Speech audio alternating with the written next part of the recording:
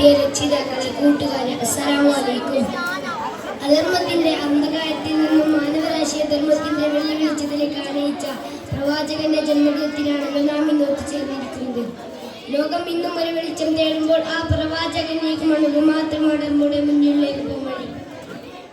മനുഷ്യ ജീവിതത്തിലെ ഓരോ സന്ദർഭത്തിലും എങ്ങനെ ജീവിക്കണമെന്ന് കൃത്യമായ നിർദ്ദേശങ്ങൾ നൽകിയിട്ടുണ്ട് നമ്മുടെ പ്രവാചകൻ. അതനുസരിച്ച് മുന്നോട്ട് പോയാൽ നമ്മുടെ ജീവിതം സന്തോഷത്തിലും സമാധാനത്തിലുമാകും. കോപിക്കരുതെന്ന് നബി സല്ലല്ലാഹു അലൈഹി വസല്ലം നമ്മെ പഠിപ്പിച്ചു. വിട്ടുവീഴ്ചയും കാണിക്കാൻ നമ്മെ പഠിപ്പിച്ചു. സാമൂഹ്യ തിന്മകളോട് അരുതെന്ന് പറയാൻ പ്രവാചകൻ കാണിച്ച ആചാര ലോകത്തിന് തന്നെ മാതൃകയാണ്. മദ്യം വേണ്ട, പലിശ നിഷിദ്ധമാണ്, ചൂഷണത്തിന്റെ ഓരോ വഴിയും നാശത്തിലേക്കാണ്. പരസ്പരം സ്നേഹവും സൗഹാർദ്ദവും കാത്തുസൂക്ഷിക്കണം.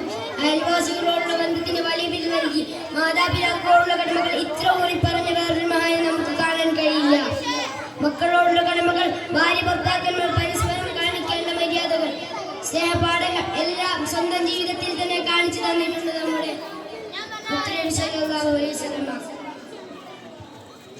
ആ ചര്യകൾ പിൻപറ്റിയാൽ നമ്മുടെ ജീവിതം എത്ര മനോഹരമാകും.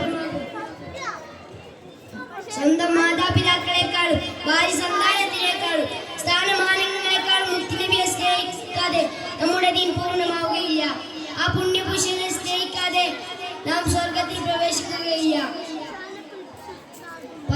നാളെ പരലോകത്ത് വെച്ച് നബിയുടെ കയ്യിൽ നിന്ന് ഹൗദുൽ കൗസർ വാങ്ങി കുടിക്കാൻ അല്ലാഹു തൗഫീഖ് നൽകട്ടെ എന്ന പ്രാർത്ഥനയോടെ ഞാൻ എൻ്റെ വാക്കുകൾ വിരാമം കുറിക്കട്ടെ. അസ്സലാമു അലൈക്കും.